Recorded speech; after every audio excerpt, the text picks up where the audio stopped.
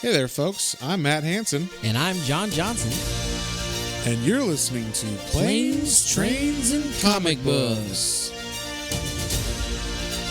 the podcast where we discuss favorites we've reread, both classic and new comics we want to read, and everything else in between. And here's the comic we picked this week. Hey there, everybody. Welcome back to another episode of Planes, Trains, and Comic Books. Today, we are dipping our toe into the wonderful world of Spider-Man. Yeah. This is like a classic story that, had you read this before? Nope. I can't remember. Okay. So you hadn't read this. I had read this, and I'm not a big Spider-Man fan. And even though I'm not a big Spider-Man fan, this is one of the best ones I've read. At least from back in the day that I can remember. So I was like, John, you got to read this. We should bring it. And also because it was in like the news last week that Kraven the Hunter has been cast and was being played by one of the Quicksilvers. I can't remember which one. Aaron Taylor Johnson. Yeah. Yeah. So Interesting. And that was the thing. People were like, how's that going to work out? Kraven's gigantic or whatever. I'm like, whatever. So I don't care about that shit. But the idea that Kraven is going to be in the new Spider-Man movie is very intriguing, because Kraven's Last Hunt, which is what we read this week, is one of the best Spider-Man stories I can think of. And it's a very interesting story, especially for its placement. I was just talking to John. It's right before the whole Venom saga, right before Spider-Man blew up with Todd McFarlane on the art. I think Todd McFarlane literally takes over 4 issues after this at like 296 or 8 or something like that. And so I think it's 298 he takes over. And then Spider-Man 300 is like where Venom comes out or whatever, and it's like, oh shit, this is Venom. Like, you know, so this is like a pretty big story. It's kind of like year one for Batman. Like Batman year one was just some random 4 issues in the, you know, the I think it's at the end of the 300s or something, or 400s of Batman. And so it's like, all right, there's just some random story that they did that was really fucking good. And this just happens to be like right before the whole 90s boom. So, but yeah. And then also me and John were talking because we had a bit of a hard time finding just the issues of this story. I don't know why Marvel can't just put out like a fucking collection that's called Spider-Man Kraven's Last Hunt that has the 6 issues that encompasses that story.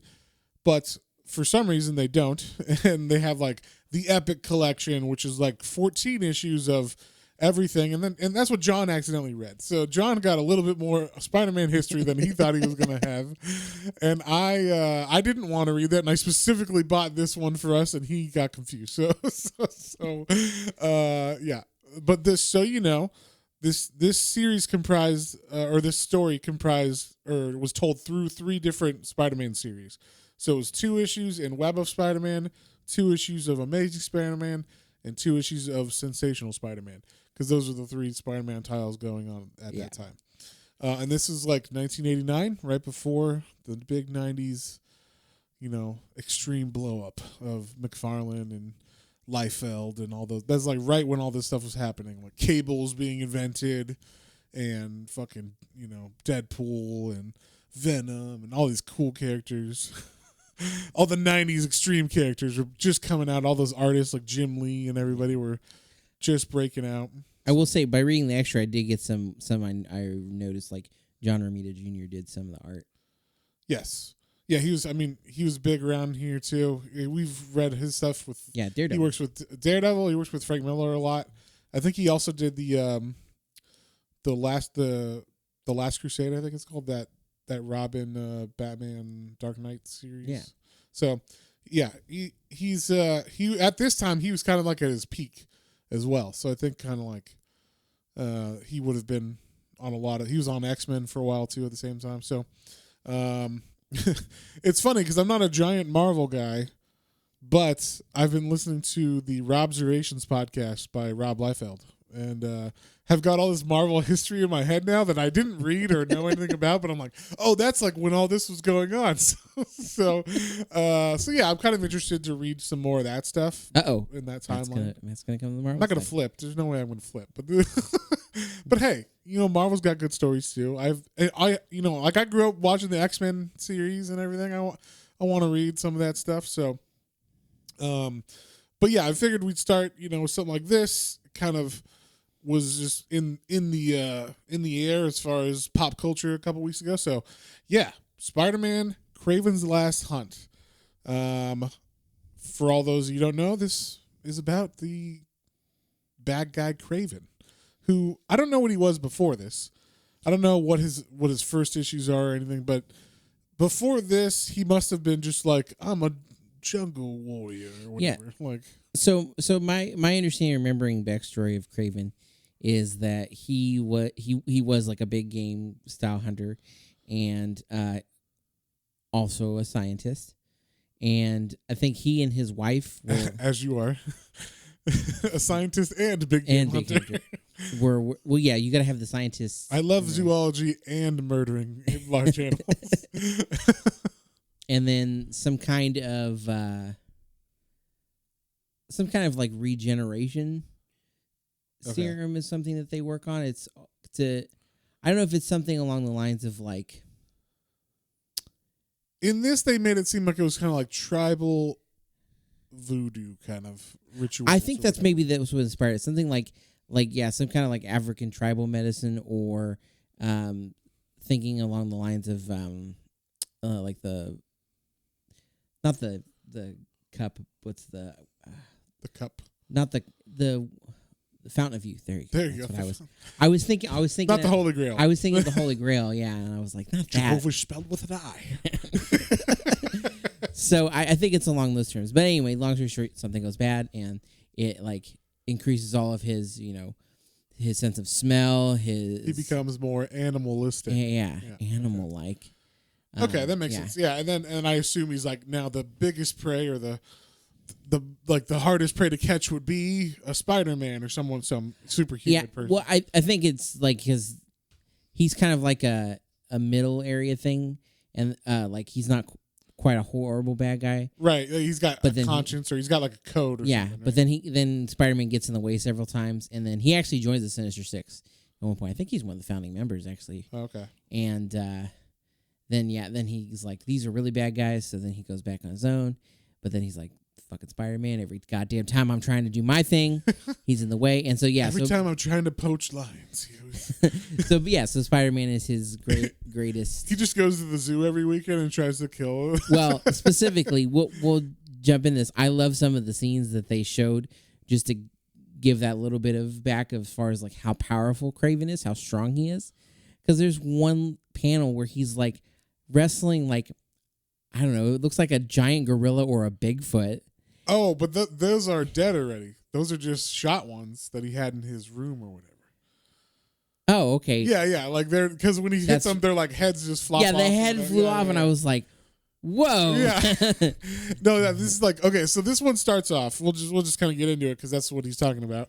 So this one starts off, and Kraven's like, I am Kraven. And he's like naked in a room, his trophy room. So like you see all the animal heads on the wall, they're all stuffed. There's like giant stuffed ones like mounted on what is it, like stands in front of him and stuff, and he's fucking naked. He's also tripping balls. Also, this was approved by the Comics Code Authority, which I thought was interesting. Yeah, because there's fucking murder and death and drug use and all kinds of shit in this series. Yeah. So, but there's some intense. We'll get to it. There's some intense stuff in this comic, actually. Yes. Yeah, we should say that it is. Fuck, who's it written by? It is written by DeMatteis, I believe is his first name, or last name. J.M. DeMatteis is the guy, the writer, and the artist is the art is by Mike Zeck. So, and I will say, I don't know if you didn't have this version. At the end of this version, they show the pencils of every cover, and I was like, Jesus Christ, he is detailed. Like, he did a lot of work on making this look really good. For a week, this is just not weekly, but, regular issues. Also, he did all of them on all the different series, so they might have been coming out weekly, or at least every other week or something, because, all these Spider-Man series were...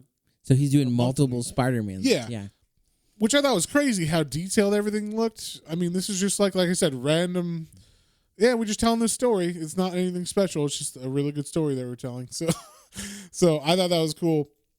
But like I said, Kraven, he's naked in his room, tripping the fuck out. He's got some kind of like steam.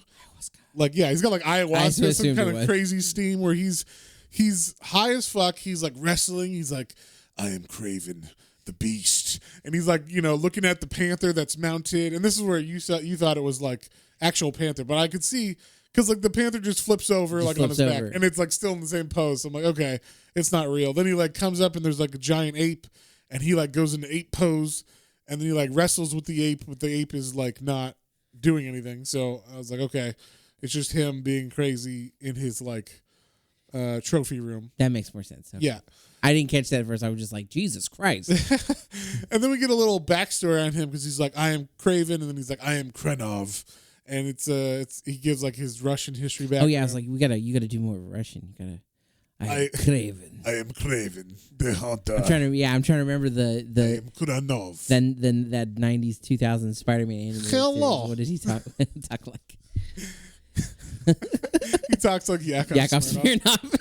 That's in exactly Soviet Russia, Kraven hunt you. Yeah. But anyway, and then there's like they keep cutting to this dude. This dude like got the shittiest job in all of the groundskeeper jobs, I guess.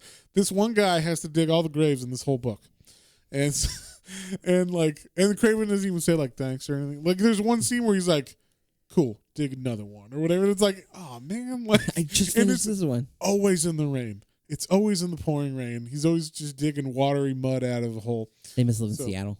Yeah, they must, I guess. And so yeah.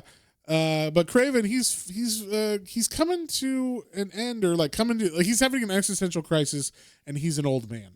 So he's like talking about how like my father was an aristocrat in Russia, and then the Bolsheviks and the Lenins came in, and they took everything from us. They took our honor, and and we have to live in this disgusting America with these poor people. And the thing was interesting is like generally, and I only know this because historically, even if you were like an aristocrat in Russia, if you came to America, you're still like, oh cool, they have like food and stuff here. Because at the time, it was kind of like hard times for everybody. So it wasn't like, I don't know what kind of aristocrat he was, but I mean, unless you were like Nicholas the Tsar himself or some shit before, if you're like Anastasia, then yeah, maybe you were fine. But like, if you're just like a high up, like you owned a fine place or something, like I don't know if you were actually doing super hot. Obviously, you're better off than the peasants. Or it didn't say when he left, so maybe he was just a young boy, so he wasn't like... That's true. He wasn't as like attuned to those little things. He'd just be like, well, my parents always fed me, so I was good. Right. Well, so, yeah, basically, he's just complaining about his... or like he's angry about like his family was... Like they lost their honor when they came here, and he's tried to like rebuild his family's honor, but he can't get it back because his fucking Spider-Man is stolen it from him. And like he's got to do this thing. He's got to do this last thing before he dies and restore the honor of his family. And so, and what he must do is obviously murder the Spider-Man. Or not even murder. It's just he needs to become the Spider-Man and show him that he is a better Spider-Man. Better Spider-Man. And so, which was interesting because the first time I read this, I actually thought that he did kill him. And it was like, oh shit. And then like, later on, I'm like, how the fuck did that happen? So we'll get into it. But like, yeah. So then we cut to Spider-Man. And this is actually a good mix of like the writing styles. I appreciate this kind of writing style where there's a lot of inner dialogue, but it fills in a lot of holes. It fills in a lot of holes that you might not know if you're not a reader of Spider-Man. Yeah. Like, oh, I just got married and blah, blah, blah, or whatever. Or like, this person just died and it's really affecting me. That might have got left out in like a more modern comic because you're just hearing literally what they're saying, Yeah. not like any inner thoughts. But there's not like a narrator as well. So I appreciate that. Like they took out the narrator, but in this era they still have the inner dialogue and the speaking dialogue. So you get a more sense, especially if you're not reading Spider-Man other than these 6 issues, you're like, I don't know what the fuck's going on. And in some of the newer stuff, if you try to read stuff, it's like you have to have read everything to get what's going on. So yeah, especially DC. I mean, with all that, I'm glad we read the Crisis in order because I wouldn't have known half of those characters. Right, yeah. And I mean, even those, if you go back far enough, that was just the styles. They will fill in everything with narration and all that stuff. But this specifically, it is of the era where they're giving you their introspection talking as well, like their inner narrative, but not a narrator saying, and the Spider-Man swings through the swing. Yeah, it's not quite hand-holding. No, it's not. It's just filling in little holes you might have if you hadn't read, which I appreciated. I actually like that a lot in this. Made me feel, oh, okay, I know where we're at. I know where Peter Parker is in his headspace and why he's feeling like this at this moment. I know all of that. Yeah. John read every 5 issues before this, so he knows what's going on. Quick rundown. Spider-Man gets married. Finally, it was that really big one you've probably all seen MJ. the cover of. Yeah, he finally marries MJ. I did like the double variant cover, one of him, Peter Parker and MJ, and like their families. You read both issues? No. But both issues were in the book, so you had to read them both. So you just got both covers. And the other cover was Spider-Man, MJ, and then villains on one side and heroes on the other. So I was like, oh, that's fun. He has a dream in one of them of his wedding before the wedding happens, and he's up at the altar as Spider-Man with Mary Jane, and half of the side is like normal humans there, and the other half are like heroes and villains kind of intermixed. And like a couple of the heroes are like, yeah, get him, Spider-Man, and like, way to go. And Captain America's like, that's the American dream. And then I think Hobgoblin or Green Goblin is one of the only villains that has a speech bubble, whatever. But it's like, it's really small, so like you can tell he's saying it under his breath, and it says, "Die." I hate you. I'm here in support, but I hate you. It's all like, if anyone here has anything to say, any objections, and you just see like his little hand shoot up and then go back down. Anyway, so they're fun. They definitely didn't add to the story, and I can see it's weird that they're in a collection all together. I don't know why. It's them trying to sell everything. I guess so, but I mean, like, to be honest, there are 2 things that connect. Kraven's only in one of those, and it's like a short little snippet. It's not even like him being an actual character. Right. And the only 2 things that connects are Peter Parker's marriage and like where his headspace is, which they fill in here with inner dialogue. Right, at the beginning. And then there's one other character, Ned. Who dies, as we find out. Yeah, we find out who dies. And Ned is a friend who then also becomes the Hobgoblin, which is interesting because I didn't know, and I didn't make this connection. It's the same Ned that's in the Spider-Man movies now. I don't think he's going to become the Hobgoblin, but that's cool. Didn't know that. I didn't know that either. Look at that. So you read this, you're complaining. Now you know some stuff. I know extra stuff, exactly. Well, the funny thing is, John read the Epic collection, which is like 15 extra issues on top of the 6 that come with the one I bought, the Select. Just Kraven's Last Hunt story. So, like I said, be aware, everybody. There's a couple different versions. Some of them have a lot of issues, and some of them just have the story itself. So, so this back to the actual first issue. So Spider-Man, he's swinging around, and this is like I was saying, he's got his thought bubbles. So his thought bubbles are yellow, and Kraven's are orange, which I appreciated. It helps you differentiate who's thinking, especially when they're in the same room and they're fighting. You're like, oh, that's who that is. This is who Kraven is. Like we know. Yeah. And so Spider-Man's talking about death. He's very sad. He's in a fucked up kind of headspace because his buddy Joe is dead, or Ned, I guess. Ned, yeah. And then there's also a guy that recently died as well, named Joe Face, and who I guess is just like a guy he's fought, kind of like a goon, what you'd say, maybe like a low in the totem pole leg breaker or something for some mob guy or something. And And this guy Joe Face is dead, but he's like, Joe died, Ned died. How many people are gonna die? Like, just kind of foreshadowing on his headspace, and then also how many people are gonna die. Spider-Man, who is gonna die?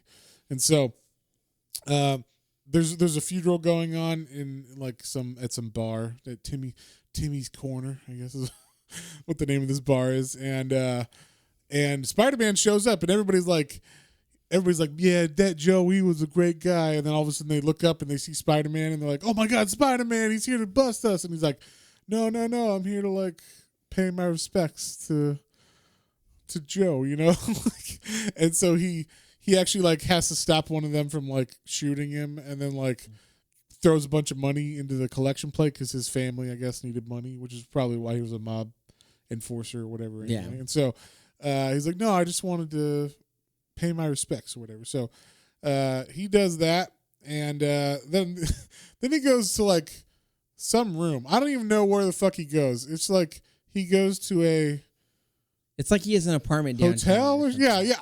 I guess is what it is, because him and Mary Jane haven't moved in, right? Because he even says like, or she says later, oh, we're gonna move in. So that's what I was confused at the beginning. I thought they were married.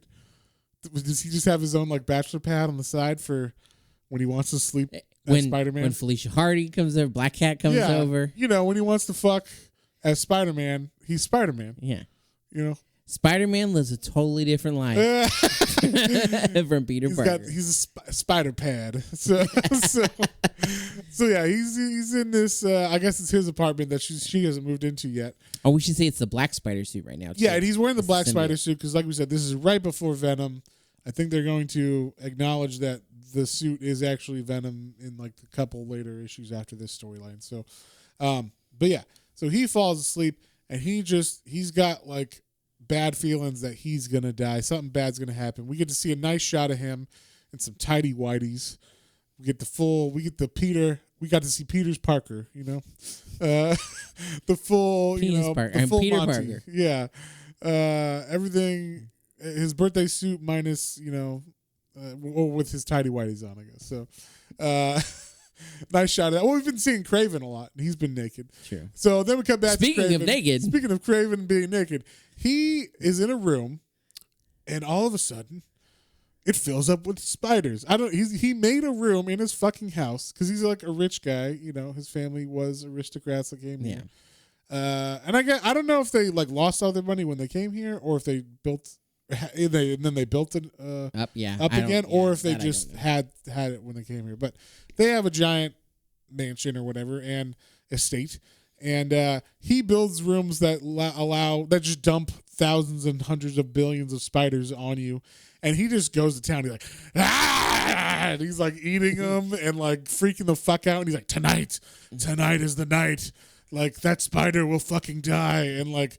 Peter Parker wakes up. He's like having dreams about bad stuff happening, and yeah, it's just things are coalescing where obviously they're gonna meet tonight or whatever, and so Peter can't sleep. He goes out, and then Kraven's like it was the night, so he puts on his fucking loincloth, and he gets his. I thought it was a spear, but I guess it's just a stick. I don't know. And not only does he have a stick and a spear, he also brings a gun, which I thought was, okay, good. You brought a real gun. All right, cool. And so something that could actually kill a Spider-Man. So, yeah, that's the thing. Most of these villains, they just bring their like gimmick. It's like, I'm gonna throw a pumpkin at you or whatever. It's like, it's a bomb at least. Come on, kind of. Is it though? I mean. Yeah, I guess they kind of vary. It's like an M80 or something. It's not a real stick of dynamite. Electro's like, I'm gonna give you a little static shot. Yeah. He's got those like. You remember in high school, for everybody who was around during the early 2000s, late 90s, where people would bring those disposable cameras and then they take the charging flash thing out and then they'd shock you with them. Yes, those motherfuckers. Those hurt so bad. I didn't do that, but I would make the flashes go off and like, hey, what's up? And then, oh yeah, blind people. Wow, temporarily. Yeah, it makes us old, but people are like, "What's a disposable camera?" But anyway, when cameras were not on phones. Yeah. Yeah, and you would pay like $10 for a disposable camera, and then you could take pictures, and you could give them developed. Go and get them. Not be able to see them right away. Go and take them. Maybe, hopefully, be able to afford 1 to 2 hour processing to get them later that day. Yeah. Instead of like, turn them in and.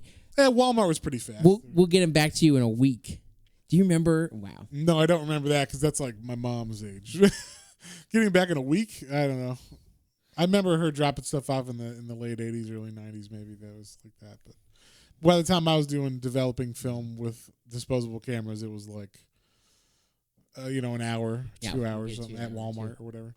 But yeah, anyway, back to Kraven. So Kraven, he's stalking. He's like, Spider-Man is here. He's out here somewhere. He is ready to fight this fucker.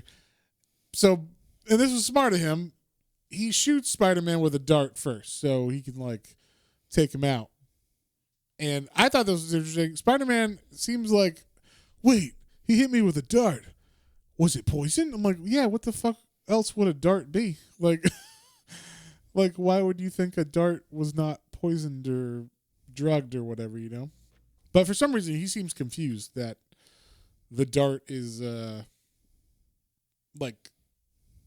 poisoned or whatever. So, so he's like tries to take on Kraven, but he's like slowly getting poisoned by the dart, and then Kraven takes him out with his stick and everything. And then as he's about to, like, Spider-Man's like, oh, maybe I'll get away because my spider powers will, make it easier for me to heal or whatever faster. And then all I just need is like a half hour or something kind of thing. Yeah. And then Kraven uses a net that he says, even in my strongest form, I wouldn't be able to use or wouldn't be able to break out of.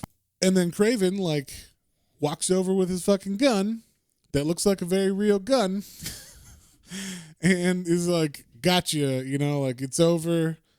Like, I brought my rifle, my real rifle. He makes it sure that we understand it's a rifle. He says rifle like 10 times in his head. And then shoots him. Yeah, just point blank. Just point blank right in the fucking face. And shoots him. And yeah, basically. And one thing I liked, it was very dramatic, is in a lot of these panels you're getting what Kraven's thinking and what Spider-Man's thinking. So while Kraven's doing this, is shooting him in the face, he's like,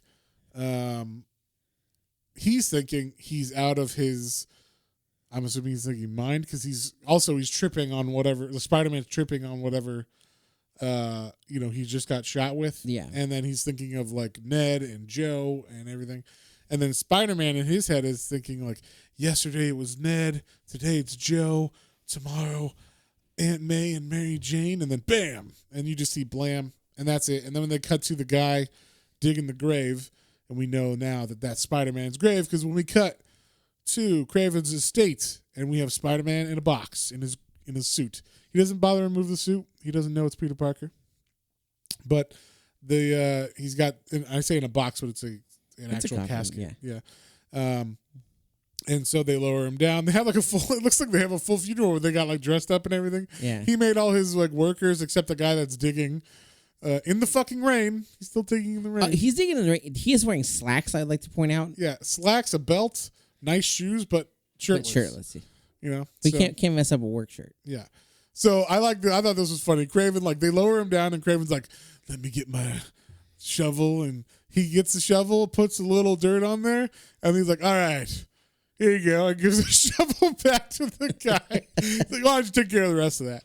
And so yeah, basically, and then he's like, he kind of looks like he's gonna cry, and then he like smiles real big. I thought the art in this was weird sometimes, because it would be like the art overall is super dark along with the story, but every now and then it gets a little cartoony. I like it in this because it's Spider-Man, so it's like I'm okay with it.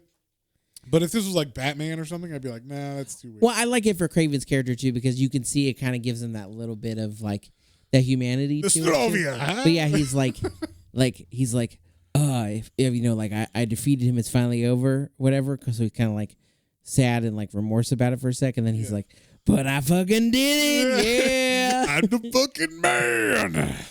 And so yeah, that's the end of the first issue of this whole thing. So then we get, like I said, that was what, issue 31 of Web of Spider-Man. Then the next issue is Amazing Spider-Man number 293. So that's part 2 of this. So then we see like there's a gravestone that says like, "Here lies Spider-Man, slain by the Hunter." So we get like this whole thing where Kraven has now put on his own black costume, and he is like standing in front of the grave, like, "Ha ha ha! Like, I will show you, I am the best Spider-Man." Like, and yeah.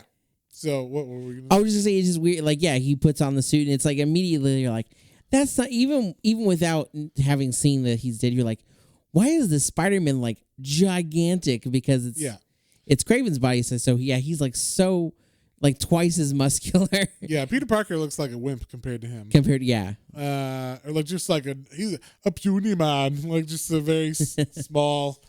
Like, I mean, obviously Peter Parker is like lean muscle. That's what he looks lean muscle, whereas Kraven's like bulky. And so Kraven's like old school like wrestler from the 80s. And then and then Peter Parker's like guy who does flips around things, and it's cool. He does parkour. Yeah. Swimmer. There you go, swimmer's body. Swimmer body. And then he's got muscles, but they're just lean and made for different things like swinging around and stuff. So then we get the introduction of like the real villain, I guess, or the most fucked up villain in this story. Yeah. So there's a woman, she's walking, of course it's pouring rain. There's a lot of rain in this book, by the way. I don't know if it's just because it's about death and stuff. There's a lot of rain happening. Monsoon season in New York or something. So but yeah, there's rats everywhere and stuff, and this lady's walking and she's like, "God damn it, I hate the rain. It sucks." And then we see like this other voice that's thinking, and it's like, "Tippy tappy, tippy tappy, tippy tappy. I listen to the rain fall down." And like basically listen to the peoples. Yeah, listen to the peoples running like rats. Yeah, and lots of drawn out S's. Yeah, lots of drawn out S's. Could be a snake, could be something else, we don't know. And then this lady falls down in the middle of the street because of like a rat runs by her, and then it's puddly, and she's got heels or something. I don't know. They make this woman feel pretty helpless. But anyway, she falls next to a manhole cover, and something pulls open the manhole cover, pulls her down into the manhole, and throws her down into the sewer. And you're like, holy shit! And then she like comes to for a second, and she's like, "Oh my god!" And then this thing starts walking up to her, and she's like, "Who's there? Who?" And he's like, "My name is Vermin." And then we find out in his like thought bubbles above that like he was, I guess he had just gotten beat by Spider-Man and Captain America in a previous story arc. Did you have to read that story? No, okay. That wasn't part of this. Well, lucky for you. You didn't have to read the whole Vermin story arc for this. But yeah, so Vermin's super pissed off, and he's talking about like how hungry he is and how sweet she smells, and she's gonna eat her. And I didn't realize that they were actually going to show him like eat her, like her body, but like they pretty much do. Yep. I mean, they cut away, and then when they cut back to him, he's like just picking off the meat from her bones. I was like, holy fuck! Like straight up ate this lady. Then we cut to Mary Jane, and this is where we find out that Mary Jane is in her apartment. She's like, where the fuck is Peter? He hasn't been around tonight or whatever, and that's weird. And like she keeps thinking like Peter's dead, because of course that's what you would think if you were married to Spider-Man or something. Like every 5 seconds, like what if he's dead? What if he's dead? And so she's like, he's supposed to help me move, from my apartment into his apartment tonight. He didn't show up. Lounging around in either Peter Parker's t-shirt or her dress shirt or something. She's walking around in her house, and I don't know. She's just very kind of trying to hide the fear now that she's got from being married to a superhero that's not showing up when he's supposed to. Yeah. And then she sees a rat, and then she kills the rat, and that's supposed to mean something, like. Also, there's rats like appearing all over. I think it's because Vermin's in this, so like they're just all over. Like, but also, it's New York, and it's fucking disgusting. Yeah, there's always. Yeah, I've seen those videos on YouTube. We've seen the rats in the subways taking pizzas. Yes. Yeah, for real. Or dogs or Or whatever. dog. And now Kraven is swinging around being Spider-Man, and he's like this will be my city. I will guide it with my hand or whatever, and I am the spider. And so like he's going around. He's also going back into that room where all the gas was, getting real high as Spider-Man. I love that he's like crawling around his whole house on all fours like he's Spider-Man, like creeping up walls. He's just like, Yeah, because he doesn't have the spider powers the either. Spider. So he's just jumping around from building to building. He doesn't have webs or anything. He's just got the suit. He doesn't have sticky hands or anything. So he's just using his amazing acrobatic his animal and skills, animal reflex skills. So he's like, something isn't 100% right. Like I need my metamorphosis isn't complete 100% yet. Like I'm still Kraven and I shouldn't be Kraven. So let me take some more ayahuasca and then also be in this steam room that also has drugs in the steam or whatever. And then he has another vision where he has to fight all the spiders that are in his house that he put there. I don't know if this is real or not, but he breaks a bunch of walls, like glass walls. All the spiders come out. And they join. They form like, Robotech or something. Yeah, one giant spider Voltron. creature. And then he fights the spider.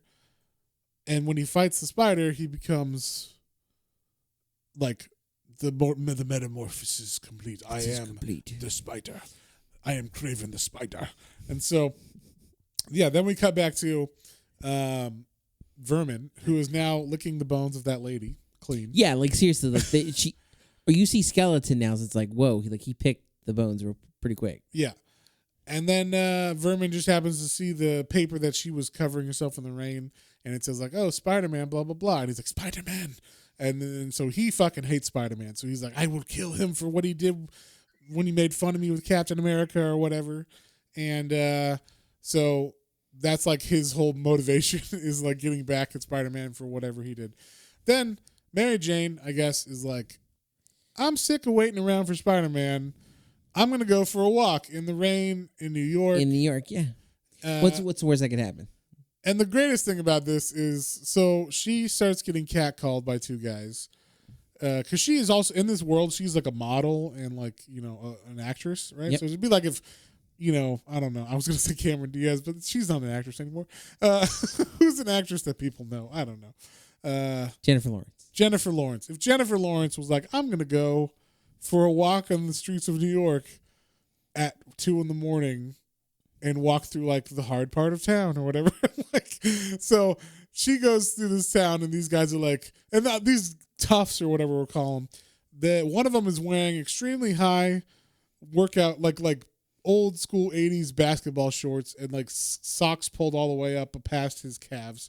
And so not looking tough at all.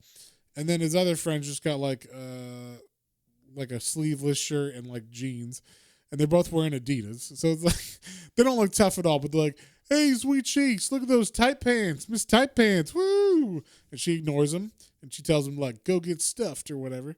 And then they don't like that about her, so they approach her, and this was like the freak. I'm like, no, you don't ignore this. Like she's saying in her head, like, "Don't look back. Shut off your ears and your eyes," or whatever. Like, don't think anyone's gonna come attack you because you're just being crazy. I'm like, no. This is where you just start fucking being like, "They're gonna rape me!" Like you start yelling for help and like blow your whistle, get your gun out if you're in Texas, whatever you do. Turn around and say you walk another step, I'll fucking shoot you. Like that's what that's what I would say to do. But she's just like, I'm gonna turn off all my reason and not pay attention to my inner feelings. Fight or flight, just keep walking. So she just kind of starts walking fast, runs away a little bit, and they catch up to her. They catch her, and Spider-Man shows up. And she's like, "Oh, now you're fucked," because she thinks it's Peter Parker, even though he looks like a 75-year-old buff ass bodybuilder. And the guy looks at her and doesn't do his quippy lines of Spider-Man, and it's just Kraven thinking, "I am the spider." Like, duh, I am the spider. I am the spider. And so he just takes one of the dude's heads and just shoves him into a fucking brick wall and crushes his face. And then they show a really good job of it being like, this dude is not waking up for a very long time. He's got tons of broken teeth. Teeth and nose and possible jaws and whatnot that are broken. Then he just beats the ever-living shit out of the other guy. And she's like, stop it, stop. And he just like jumps away. And then Kraven's like, I am the spider. I thought that was funny. It seems more funny now that we're reading it like right now. But like when I was reading it in my head, I was like, oh, it's badass. He's like, I am the spider. Like it was more badass as I read it to myself. But when talking about it in this, it's a little yeah. But yeah, so then he runs away and she's like, that wasn't Peter. It's like, yeah, no shit. Yeah, no duh. He's like twice the size of Peter. Wait, have you guys had sex yet? Okay, yeah. And you've seen Spider-Man in his tights too. So like, and his tidy whities. This is a man in a spandex suit. Do you not know what your husband's body looks like? Yeah. Because there's no way. Like that is not the spider dong either. Like, come on. He's not circumcised. Yeah. So, yeah, that's not the outline of my husband's wiener. That's how she knew. Anyway, so Kraven runs off. I am the spider. Yeah, and then Vermin comes up. He's like, I will get the Spider-Man. I don't know what I will get the Spider-Man. Spider-Man. And so then that's pretty much part 3 starts. And we get like Kraven is cracking skulls. Yeah. Also we should say the first 2 books of this take place on the same night. So like Spider-Man is missing from not showing up for Mary Jane. He gets killed and then buried, and then Kraven takes over for the rest of the night, and he saves Mary Jane in the same night. And then issue 3 is a month later. Like they jump a month. Yeah. So time-wise, he has been cracking skulls for a month. As Spider-Man, yeah, he is literally just like, because like Spider-Man will beat him up a little bit, but then turn him into the cops, and he's like, the cops definitely find the people, but he beats the ever-living crap out of these people. Right, and that's what we get. Like that's why I'm saying this, because the first one is there's like a drug deal going wrong, or there's a drug deal going on, and he's like stopping it, and he throws one of the drug dealers by the neck and obviously breaks the dude's neck and kills him. And then the police come and they're like, whoa, Spider-Man's been going crazy for the last month, huh? And that's how you know it's been a month. And then they're like, oh, wait, this one's dead. Spider-Man a murderer now, like what the fuck? And so the cops are not liking him. And then it's weird because Kraven's having like a little existential crisis of his own. Because he's like, I am the spider. I am not the spider.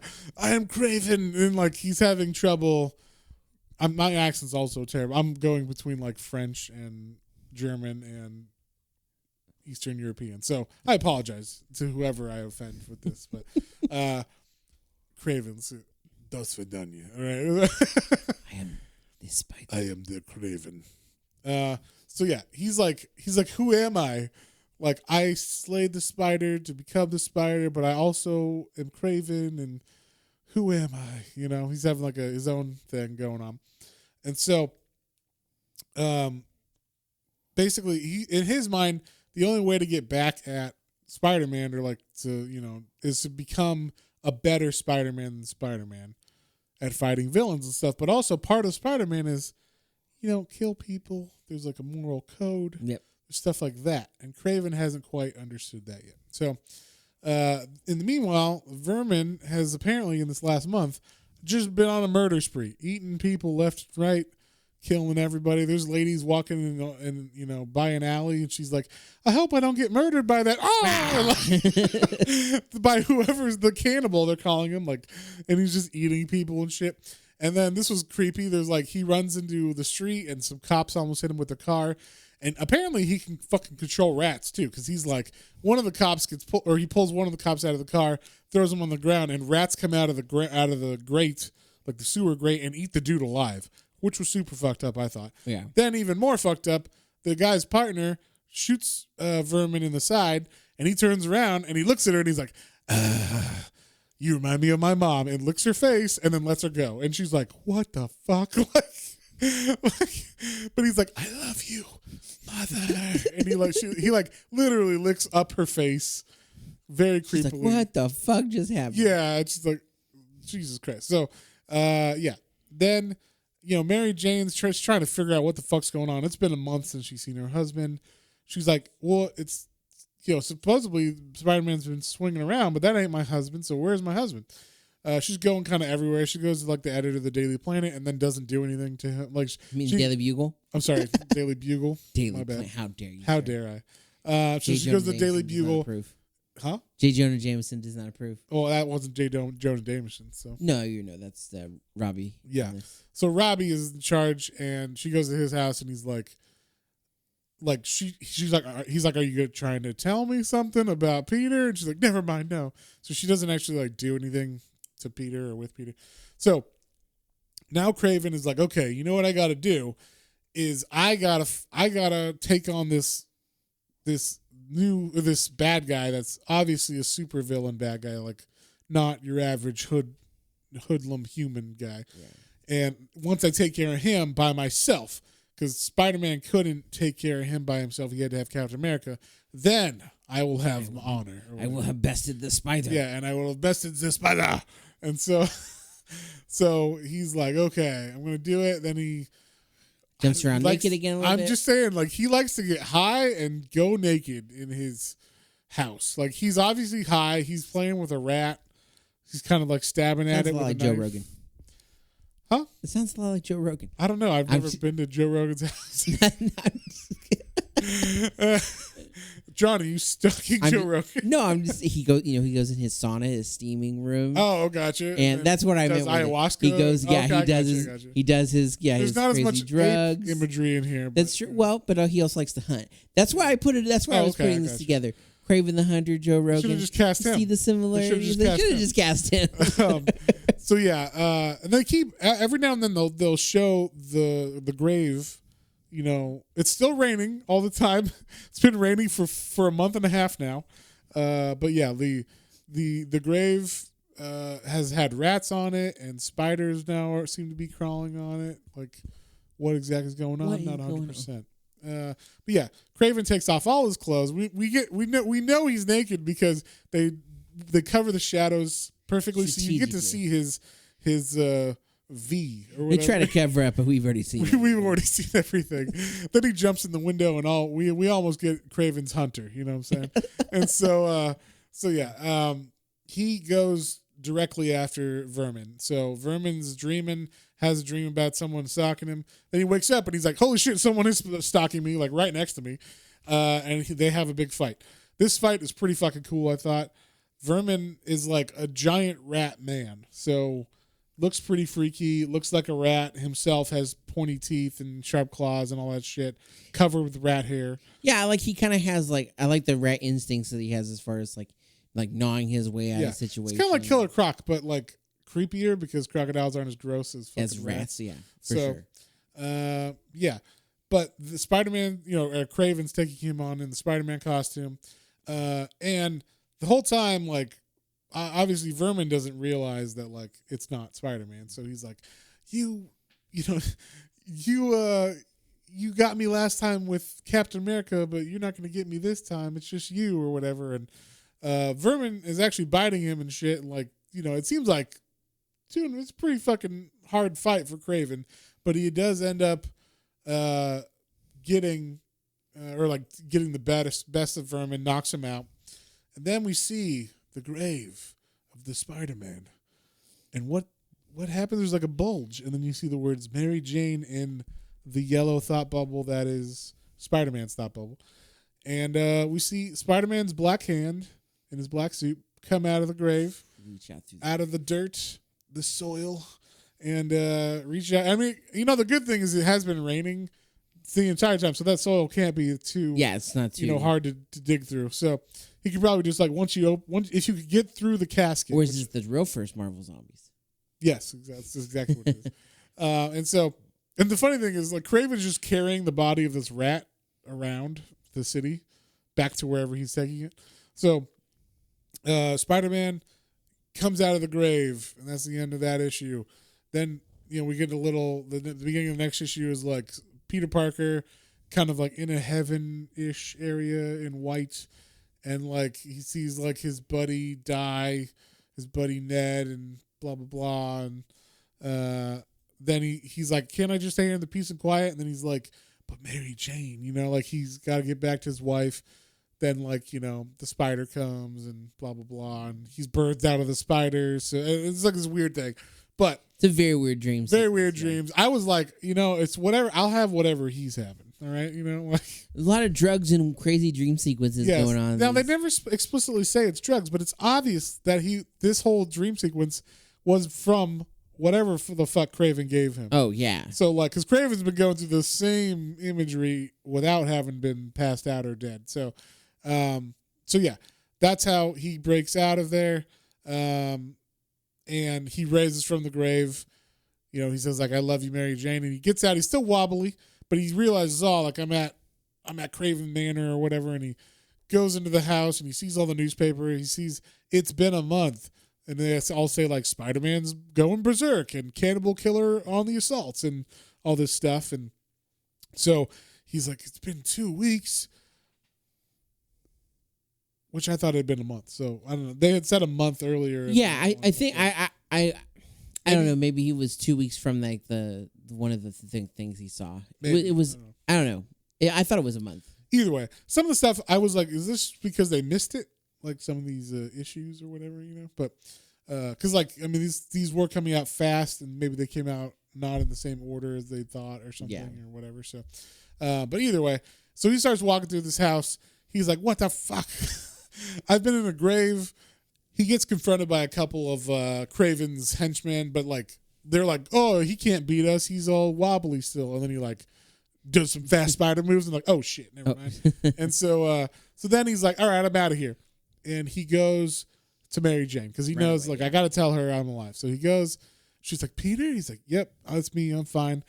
Instantly, they just start making love. Just shows them going down the panel, and you're like, oh, yeah, something's going on there. Yeah, they gotta have their loving time because he was gone for 2 weeks. She thought he was dead. So then, he wakes up. She was in the bathroom, and he's like, "Okay, I gotta go. Like, I want to stay in bed with you. Obviously, we could have round 4 or whatever. But like, I gotta get Kraven out of here. He's crazy or whatever. Obviously. So she's like, I don't like it, but you gotta do what you gotta do.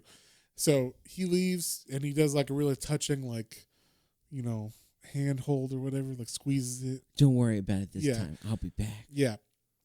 And swings off, and he meets Kraven. And Kraven is waiting for him. He's ready. Yeah. Then the last issue starts. The spider comes. Or not the last. I guess it's the second to last issue. I love that Spider-Man shows up in his black suit, and Kraven is also wearing his Spider-Man black suit. Yeah. Well, now that's all he wears. It's painted on. It's just body paint. It is body paint. So yeah, then we see that Vermin is being kept in a cage, and it's electrified and whatnot. And that's where Kraven is like, okay, what must happen now is like basically I want to show you that I conquered him. And in 2 weeks, I was a better Spider-Man than you. And that's it. Like, I'm done. Like, I did everything I needed to do. And, like, I was better than you. And I finally won. Yep. And Spider-Man just starts punching him. And he's like, I'm not going to fight you back. I already won. Yeah. This is over. Yeah, like we did it. We did it together, buddy. Me and you. So, like, he takes off his fucking suit. He gets naked again. Kraven likes to get naked, right? Excuse me, Spider-Man, while I slip into something more comfortable. Yeah. And he's like, I allowed you to live. I'm your superior. Now, like, basically have fun with this or whatever. Yeah, come with me. I want to show you something. I love Spider-Man's like, wait a minute, you expect me to trust you after you tranquilized me and took my place for 2 weeks? And he's like, yeah, I'm over that. Come on. Yes. Yeah, that's so 5 minutes ago. That's old news. Yeah, so he shows him Vermin, and I thought this was funny. He, like, He even like jumps on the back of like an elephant that he has in this area. It's like a stuffed elephant, I guess. And he's like triumphantly roaring like I am the number one like best hunter. I am the Kraven spider. Yeah. And so he roars, and then Spider-Man picks up the elephant and throws him off of it, and he's like, shut up. And when he does that, basically he allows, like, Kraven rolls over, flips a switch, and lets Vermin out of the cage. And Vermin is like, I don't understand what's going on, like, because he's a rat-brained person.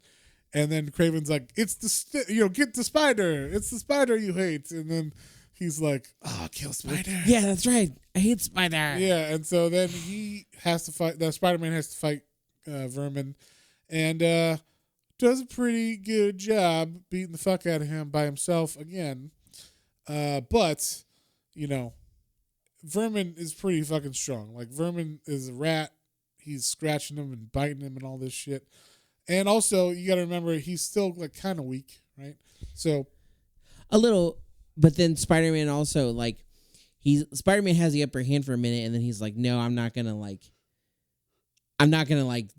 be as crazy as Kraven. Like, I'm not gonna like kill you. Yeah, I have like exactly like you were saying before. Like, I have my moral code or whatever. Yeah, I have like the limits, right? And so then Kraven, as Vermin gets the upper hand now, and he's like, I'm gonna eat you alive, and Kraven's like, no, and he like snaps his whip at him, and then throws a knife and gets his hand, and he just tells Vermin like, go, be free. And then, like, be free, Vermin. Free. And so Vermin runs away, and then Kraven helps Spider-Man up, and he's like, Spider-Man's like, he's going to kill again. And he's like, yes, probably, but it's fine. You can deal with that later. Yeah, later. I will never hunt again. And so, like, and basically, Spider-Man leaves, and it's just like, okay, I'll go get him. Don't worry about it. I love that weird, like, Kraven has, like, okay, I bested you. I showed that I bested you, and then I also see now that, like, you have that moral code of, like, respect too, and he's like, and now I respect you. Yeah, our beef is done. We are friends, and like Spider-Man's like, no, it's like a two-way street. Yeah, man. Like, I could still have beef. Kraven's like, no, our beef is done, my friend. Once again, in Russia, the beef is done. All right. so, and then Kraven's just like, I have honor now, and so. He's he even said earlier that at the beginning of this that he's like an 80-year-old man almost. So he's like done with his life. And now that he has restored his own honor and like rebuilt the family, or I guess restored the family honor, he pulls out a rifle and blows his brains out. Yeah, which I thought was pretty fucking shocking for a Spider-Man comic. And this is fucking graphic. And I gotta say, why would you pick a rifle? I mean, we're talking like a full rifle, so it's pretty hard gun to shoot yourself in the face with, but not for Kraven. Kraven's got long arms, let's put it that way. He takes this gun, we'll say it's 30-06 or something, his famous hunter gun. He even has it in a casket, so he opens the casket for himself, puts the gun in his mouth, shoots himself in the head, all the blood and brains and everything all over the place.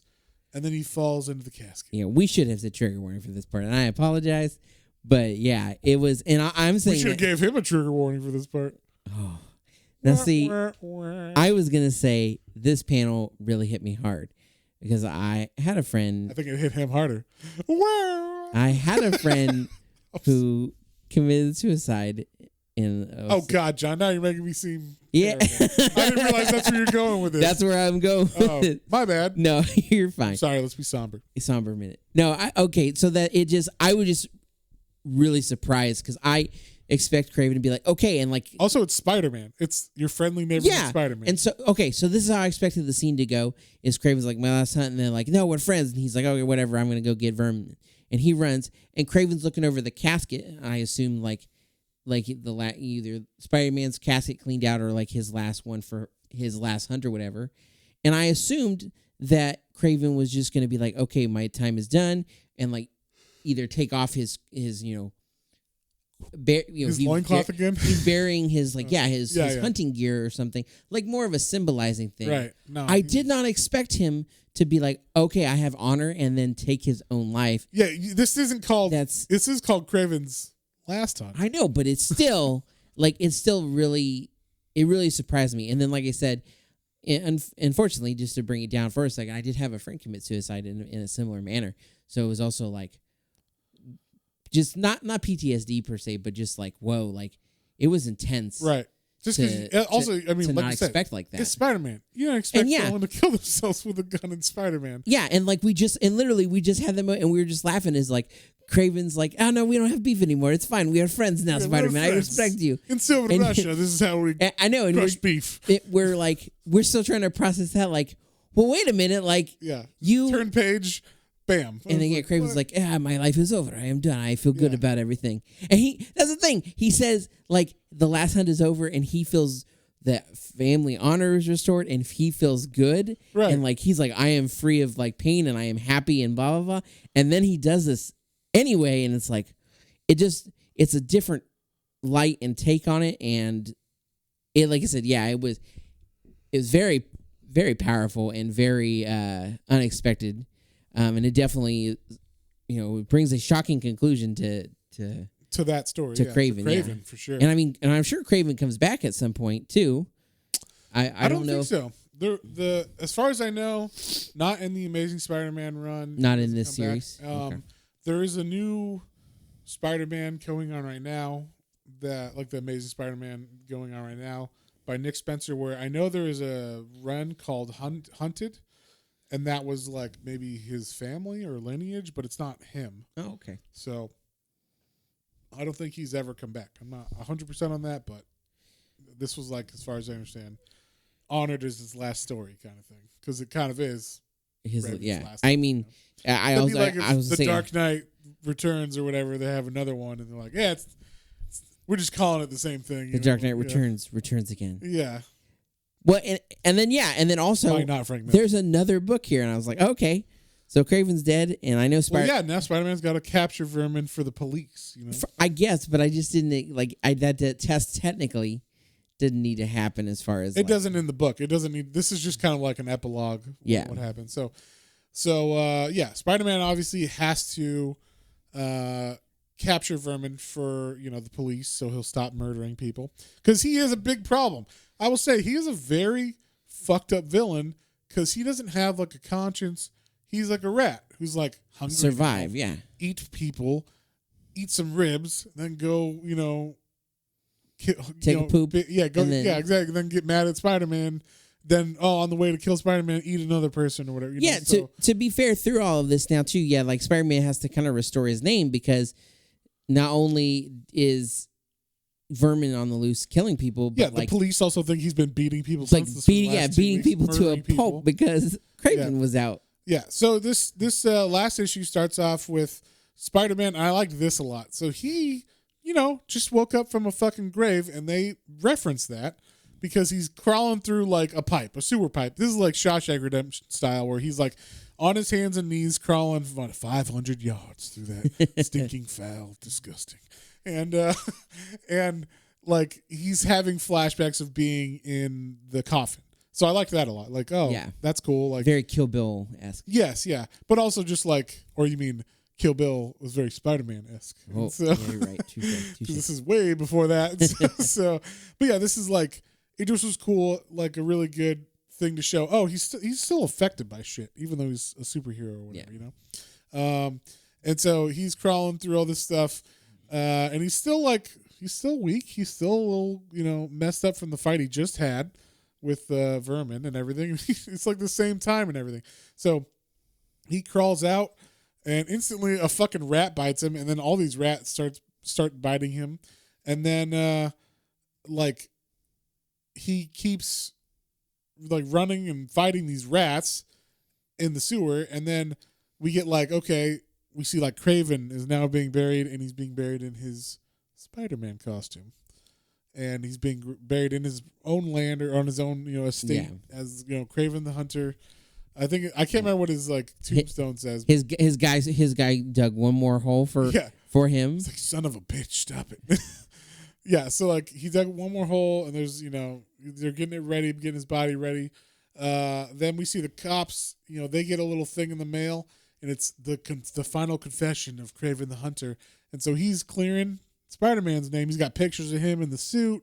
He's got pictures of him with Spider-Man in the grave and all that, while he's like in his Kraven costume. And he says it was me that beat the fuck out of all the people and all this stuff. So, so he's clearing Spider-Man's name. So that's cool. And then, the old trope of Spider-Man's walking through the water, and up behind him pops a rat head. And we see, it's Vermin. So Vermin and him start fighting. And he's still having flashbacks of like just getting out of the grave while he's being like thrown in the water and held underwater by Vermin. And Vermin, and him, it's like Vermin's really not smart either. Like you can outsmart him because he's an animal.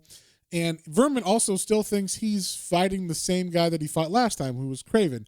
And Kraven was fucking crazy. So he's like freaking himself out, like, no, you're not going to hurt me again, Spider-Man. Yeah, I will either get the upper hand or I'm not going to die, though. Yeah, and so he thinks Spider-Man's actually going to kill him. And then, Peter Parker, Spider-Man, is, just puts webs around him. It's like, no, we're good.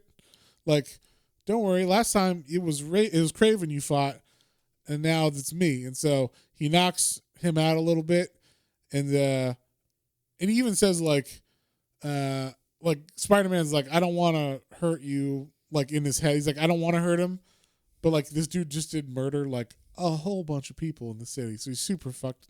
He's like extra mad about that. But he's like, if you don't stop killing people, I will hurt you or whatever. So he they are like in their last little throws. Vermin is able to escape the webs because he gets pissed off again. It's like, when you're an animal, you can fight or flight all exactly. The time, I guess. So he gets mad for a second. Webs. Yeah.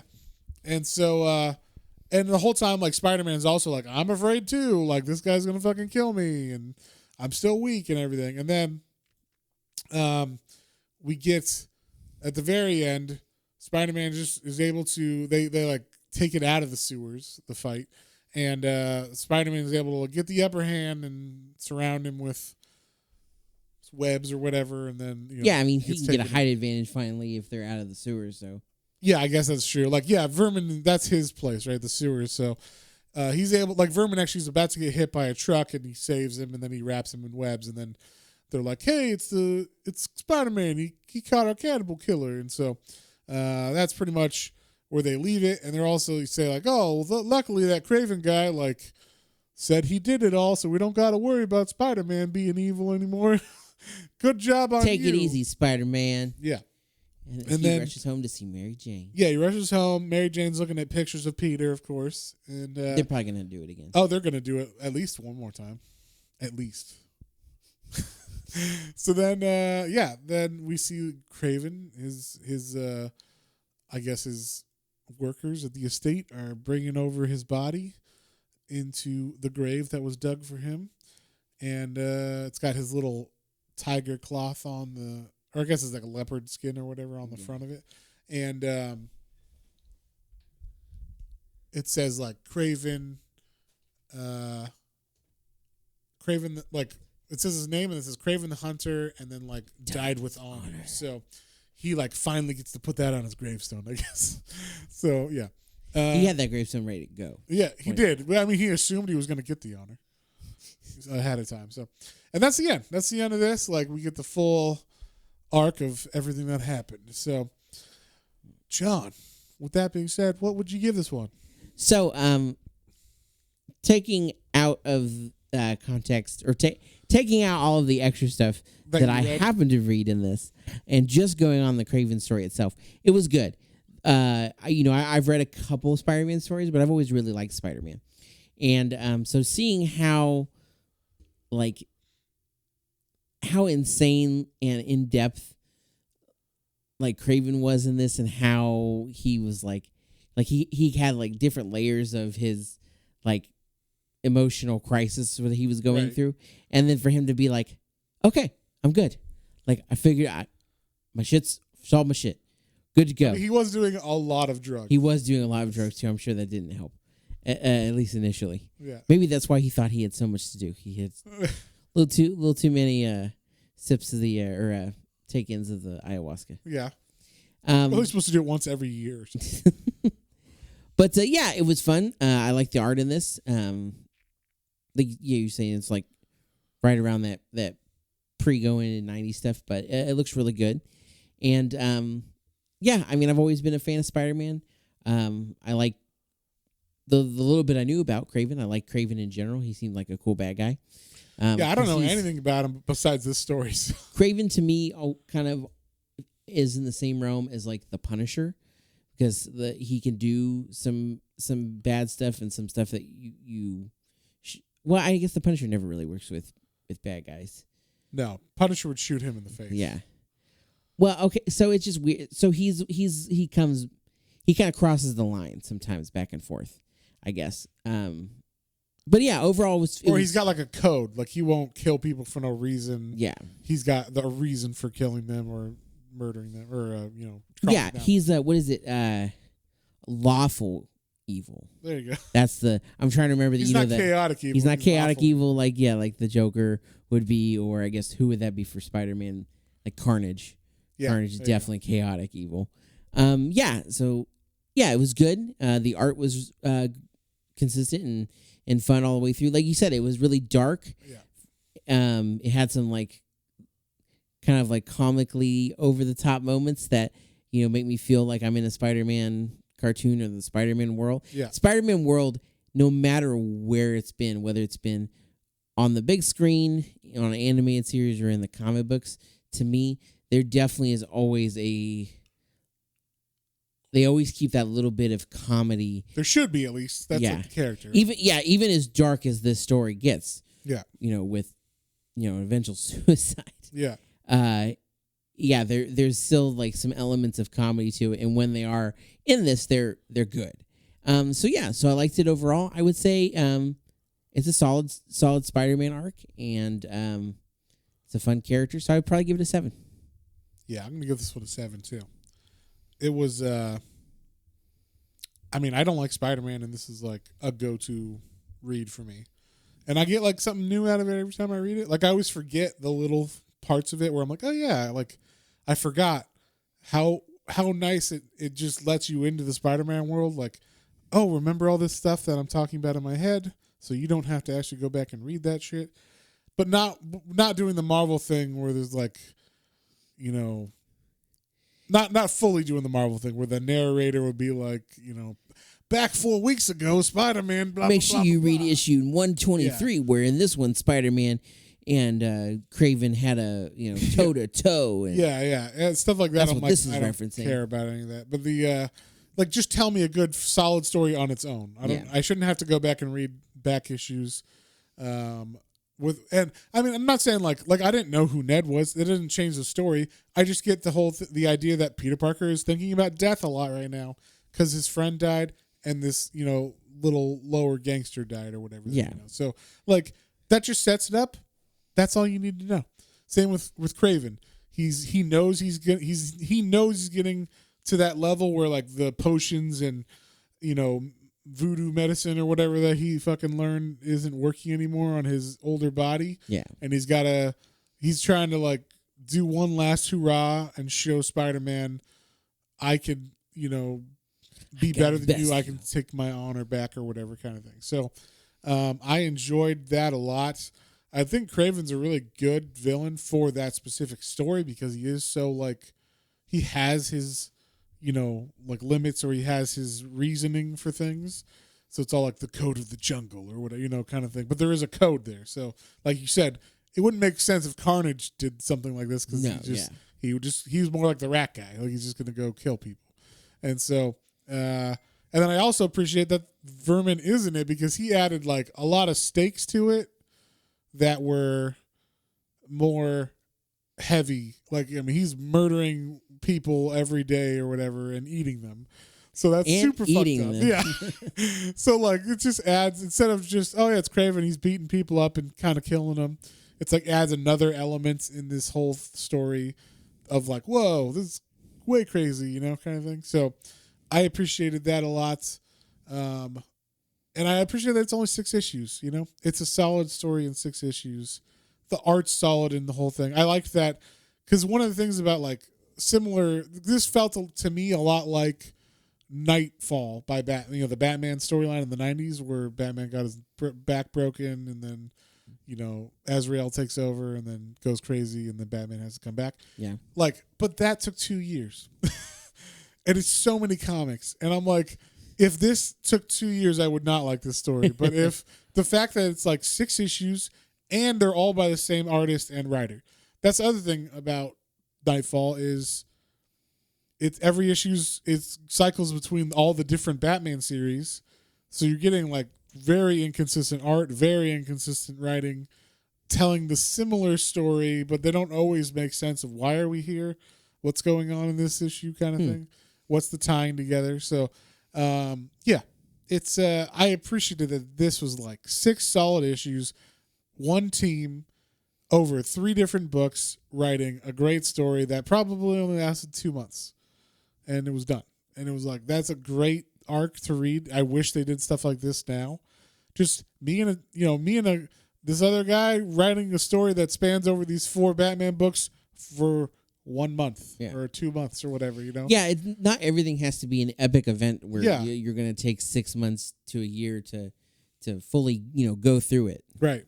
Yeah, and they don't do that. They don't do this anymore. If they're going to do this, they're going to have, he's doing his own mini series, and this is just a mini series. But I like that this would be in the middle of the Spider-Man run, because why would I buy Spider-Man if it's just, annoyingly long form stories or whatever? Every issue is him worrying or going through some trouble with Mary Jane, fighting off the Shocker doing a petty crime. You're oh, he's robbing a bank again. Either one-offs like that are kind of whatever, throw away, or epic storylines that last 50 issues between all the other Spider-Man titles. I don't want to read that either. I'd rather have little mini kind of story arcs that maybe tie all the Spider-Mans together for 2 months. As long as it's the consistent art and story, I'm down. So that's the kind of stuff I miss from comics right now. But yeah, this was super solid. I loved it. I don't like Spider-Man, so that means a lot for me saying that. I cannot stress that enough. For Matt saying that he liked this, because he is not a Spider-Man. I don't know how many times we've had discussions. Yeah, and he's like, "No, I don't want to. I don't want to read that Spider-Man story." Or no, we're not doing Spider-Man. Even if it has Spider-Man in it, I've been oh, this X-Men story. Oh no, it's got Spider-Man in it. There's very few. The only other one I can think of off the top of my head is 1604. I know you really like that. 1602 or 1602. Pardon me. Yeah, and is it 1604? No, it's 1602. Yeah, yeah. I read that, but that was Neil Gaiman. I had an address that was 1604. That's why. Oh, okay, there you go. Everybody write that down. Had. But yeah, so that was Neil Gaiman, and it wasn't about him at all. He was a very, very, very side character, so I didn't really have a problem with that. But the for the most part, I just don't like the character that much. I don't know why. Nothing's really spoke to me. This is one of the few story arcs I've read. I know why. He's a happy-go-lucky teenager for the most part, who is not overall. He's not cynical about the world. It's not your. I don't see myself in him. Exactly. You don't see Spider-Man as a character you connect with or see no. your why is he so fucking happy all the time? Yeah, or being happy. That's why Swamp Thing is my kid. He's always sad. He's always I'm just a Swamp Thing, and I'm sad about that. I'm a monster.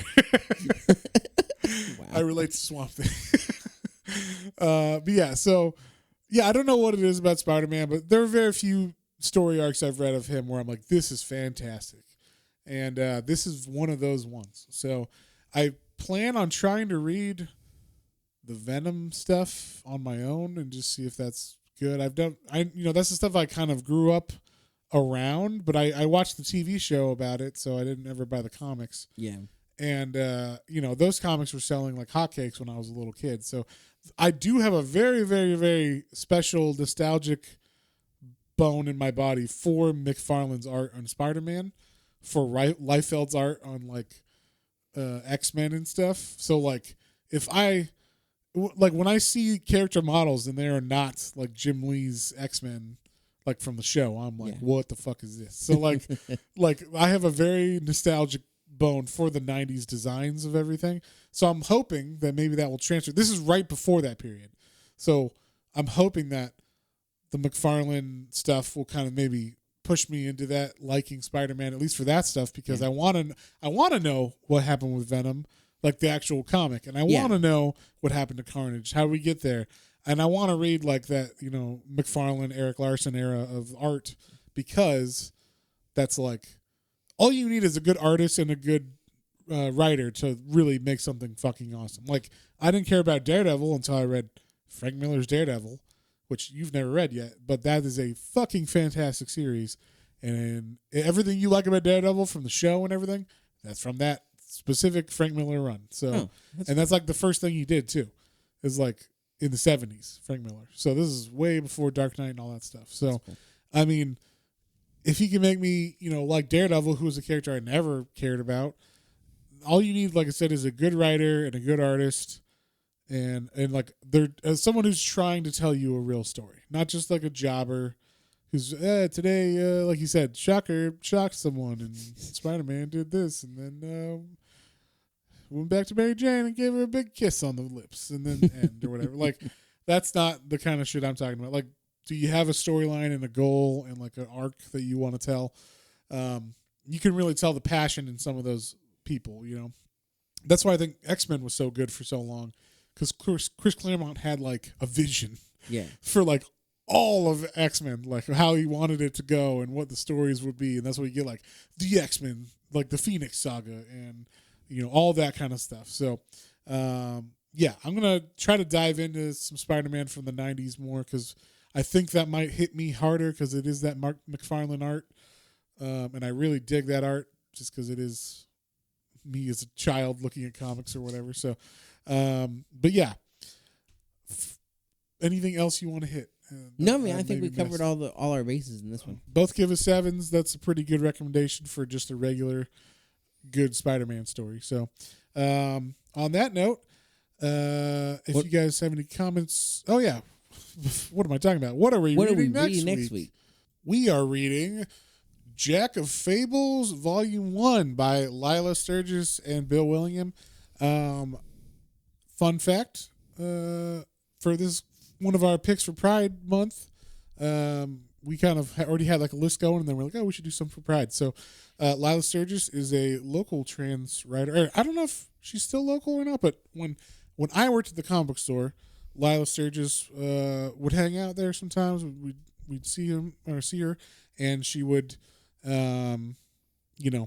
talk about, I'm going to write this book or that book, and I'm working with Bill Willingham and stuff. So she was very nice and always cool to us. So I figured we could do Jack of Fables, which I think is one of the more well-known books. It's kind of a side book of Fables. It was an offshoot or whatever. Or what is a spinoff? A spinoff, yeah. Kind of like how The Jeffersons was a spinoff of All in the Family.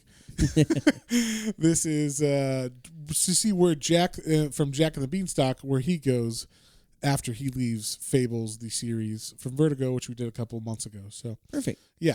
So well, good. Yeah. Well, that's great. We'll do this for Pride, and it sounds like it's. I like the first Fables that we read, so yeah. And I remember most of the characters pretty well. So that sounds like it'll be a lot of fun. Yeah, I think you don't even need to know anybody other than Jack, and in the series, Jack is kind of a dumb fuck who gets into a lot of trouble. So what I heard was.